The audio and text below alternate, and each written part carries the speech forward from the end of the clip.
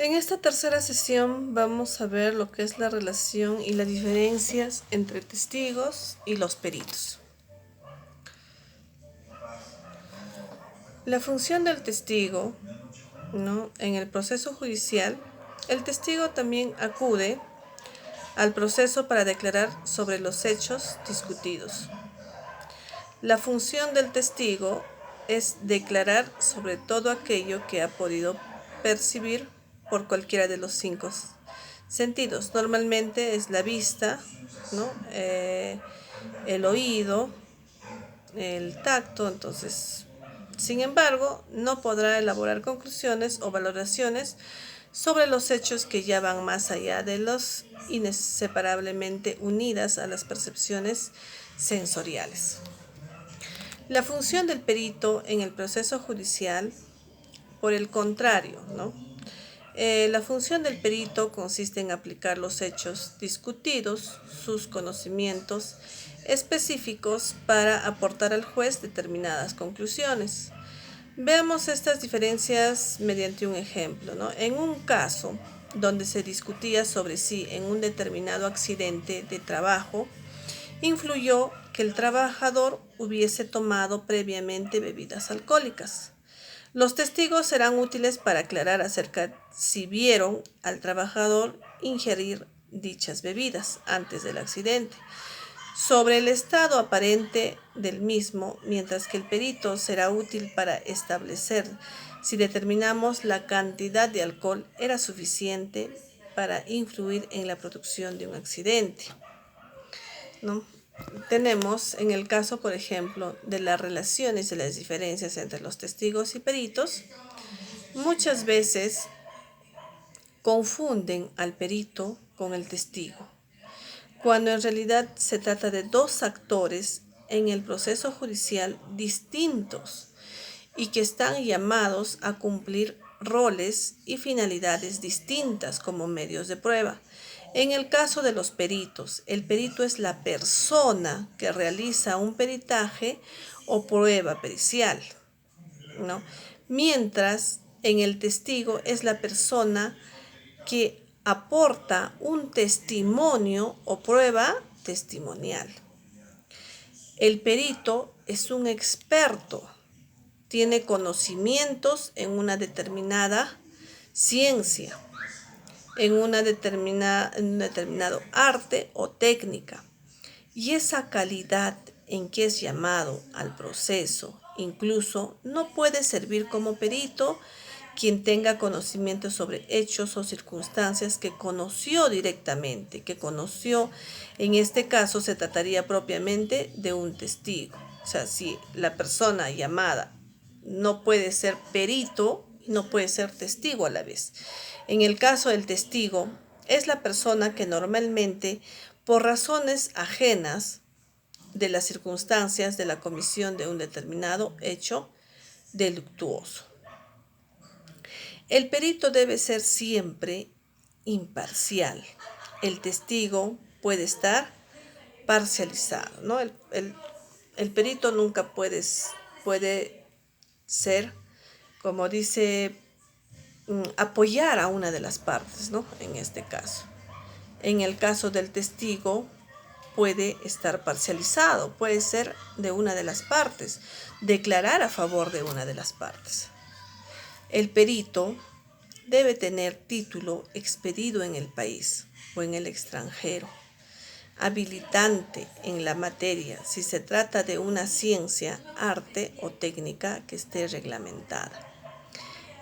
En el caso del testigo, no tiene que tener formación profesional, sino elementos importantes que aportar del hecho en cuestión. En el caso, por ejemplo, el perito puede ser designado por el Ministerio Público durante la etapa preparatoria o ser nombrado por el juez o el tribunal a propuesta de las partes en los demás momentos del proceso. En cambio, el testigo puede ser llamado por el Ministerio Público o juez o tribunal o sugerencia de las partes. El perito es citado por el Ministerio Público, por el juez o tribunal de la misma, que forma parte los testigos y tiene el deber de comparecer y desempeñar las funciones puestas a su cargo. El testigo está obligado a comparecer a la citación y declarar la verdad, salvo las excepciones que establece la ley. Incluso el testigo que no comparece puede ser conducido por el Ministerio Público o sancionado como testigo. Entonces, nos quiere decir que el perito sí es citado por el Ministerio Público. ¿Por qué? Porque lo han nombrado, ¿no es cierto? Lo han nombrado para que él esclarezca un caso. En cambio, en el caso de testigo, si yo, por ejemplo, digo, ¿no?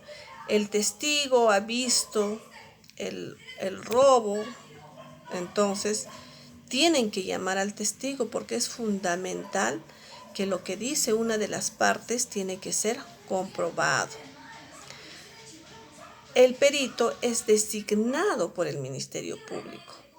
En cambio, el testigo es llamado.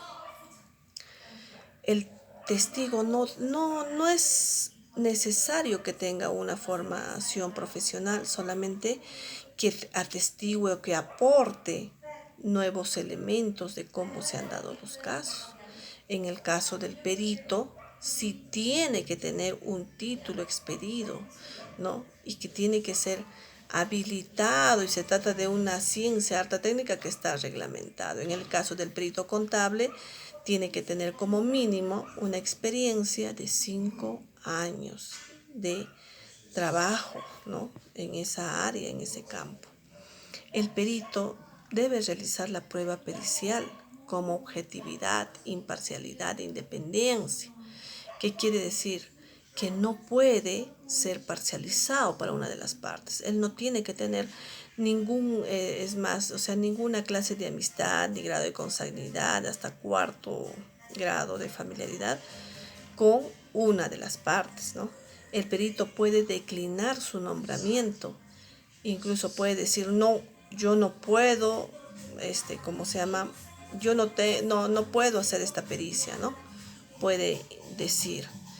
En cambio, el testigo no puede decir, yo no voy a ser parte de yo no sé.